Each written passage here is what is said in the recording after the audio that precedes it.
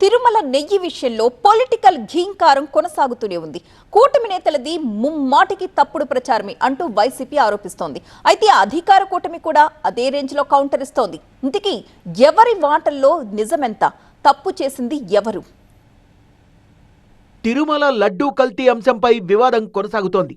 SIT final chargesheet తర్వాత ఎదురుదాడి దిగుతోంది YCP. ఈ విషయంలో ముఖ్యమంత్రి సహా కూటమి నేతలు కావాలనే తప్పుడు ప్రచారం చేస్తున్నారని మాజీ మంత్రి వెల్లంపల్లి శ్రీనివాస్ మండిపడ్డారు.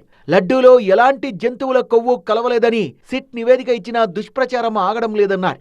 సవాలు విసురుతున్న చంద్రబాబు నాయుడు కానీ, పవన్ కళ్యాణ్ కానీ, కూటమిలో ఉన్న మంత్రులు చాలా మంది మాట్లాడుతున్నారు. మీ దగ్గర ఎక్కడైనా కానీ మొన్న మీరు నియమించిన సిట్టు సిబిఐలో యానిమల్ ఫ్యాట్ ఉందని చెప్పని నిరూపించగలరా అని చెప్పని ఈ డయాస్ ద్వారా, ఈ వేదిక ద్వారా మిమ్మల్ని ఛాలెంజ్ చేస్తున్నాను.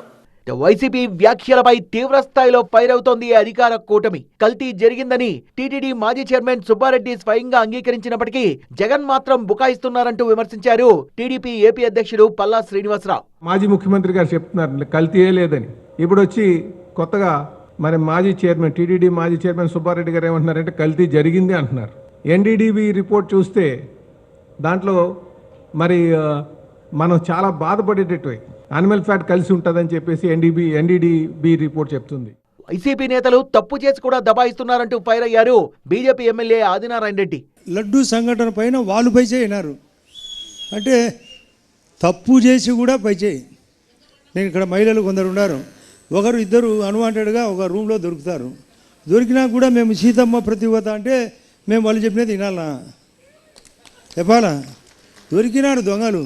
ఇంకా దాంట్లో లడ్డు జంతు కొవ్వు లేదంటే ఇలా కొవ్వు ఎక్కువ ఉంది. ఆ జంతు కొవ్వు కంటే వైఎస్ఆర్లో కొవ్వు ఎక్కువ ఉంది.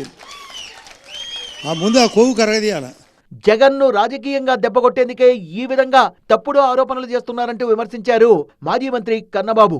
ఇంత దుర్మార్గం అంటే మొన్నటి వరకు జంతు కొవ్వులు అన్నారు, పంది కొవ్వు అన్నారు, చేప నూనె అన్నారు, ఆవు కొవ్వు అన్నారు. ఇప్పుడు ఏకంగా బాత్రూమ్లు కడుక్కునే హార్పిక్నే కలిపేశారంటున్నారు. బాత్రూమ్ కలుపుకున్న కెమికల్స్ కలిపేశారంట. ఆ లడ్డూలో ఎవరన్నా ఒకసారి హార్పిక్ లాంటిది కెమికల్ కలిపి తిని చూడండి, అసలు సాధ్యం అవుతుందా? అంటే ఎవరి మీద ఉక్రోషం?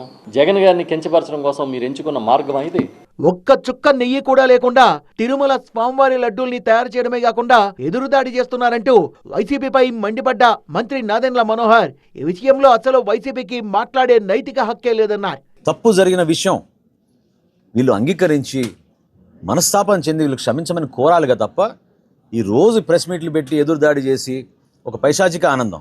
చాలా స్పష్టంగా మొన్న సిబిఐ ఏదైతే నివేదిక అందించిందో 60 లక్షల లీటర్ల నెయ్యిలో అసలు నెయ్యే లేదని ఇచ్చింది, ఒక చుక్క నెయ్యి లేదని ఇచ్చింది.